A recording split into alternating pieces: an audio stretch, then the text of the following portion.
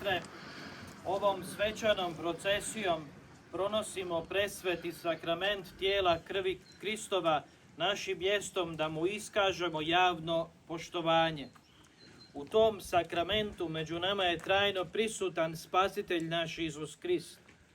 Ovom pobožnošću mi javno ispovjedamo vjeru u prisutnost tijela Kristova u prilikama kruha.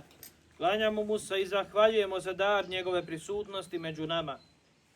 Priključimo se svi u svom srcu, riječima i jezikom ovoj poklonstvenoj molitvi. Poslušajmo riječi iz Svetoga Evanđelja po Ivanu. U ono vrijeme Židovi mrmljahu protiv Isusa što je rekao: ja sam kruh koji je sišao s neba. Govorahu: nije li to Isus sin Josipov? Ne poznajemo li mu oca i majku? Kako sada govori sišao sam s neba? Isus im odvrati: ne mrmljajte među sobom.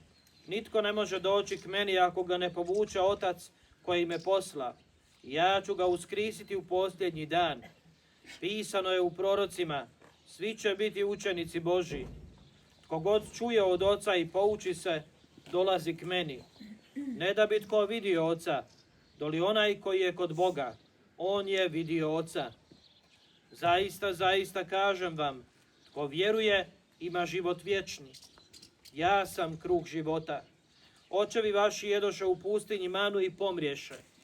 Ovo je kruh koji silazi s neba, da tko od njega jede ne umre. Ja sam kruh živi koji je s neba sišao, tko bude jeo od ovoga kruha živjet će uvijeke. Kruh koji ću ja dati tijelo je moje za život svijeta. Riječ Gospodnja. Slava tebi, Kriste. Duša mi gine i čezne za dvorima Gospodnjim.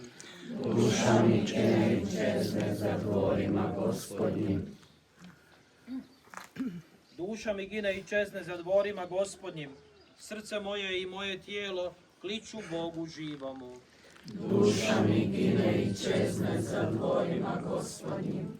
I vrabac ili bilog nalazi i lastavica gnjezdašce, gdje će položiti mlade svoje, a ja žrtvenike tvoje, Gospodine, nad vojskama, kralju moj i Bože moj.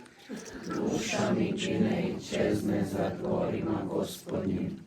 Blaženi koji prebivaju u domu tvome, slaveć te bez prestanka. Blaženi kojima je pomoć u tebi, snaga im raste od časa do časa. Duša mi gine i čezne za dvorima Gospodnjim. Draga braćo i sestre, u našim se crkvama čuva tijelo Kristovo pod prilikama kruha, da bude popudbina umirućima, okrepa bolesnicima i utjeha žalosnima. Gospodine, ti si nazočan u presvetoj Euharistiji. Čvrstom vjerom prihvaćamo tajstvo tvoga tijela i krvi. Klanjamo ti se, Kriste, i slavimo te. Klanjamo ti se, Kriste, i slavimo te. Ti euharistijskom prisutnošću očituješ svoju beskrajnu ljubav. Mi je revnim štovanjem želimo dostojno uzvratiti. Klanjamo ti se, Kriste, i slavimo te. Ti u svetohraništu nastavljaš tajnu euharistijske žrtve. Iznijećemo crpsti snagu u našoj životnoj borbi. Klanjamo ti se, Kriste, i slavimo te.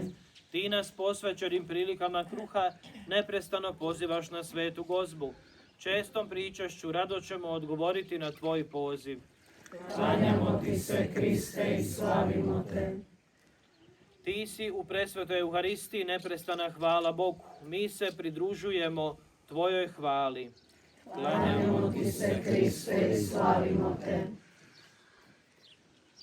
I na ovom mjestu molimo Gospodina i da zaštiti ovo naše mjesto, cijelu našu župu, od svakoga zloga nevremena, evo kroz ovo ljeto, od pošasti, od svega onoga što može upropastiti naš trud i rad.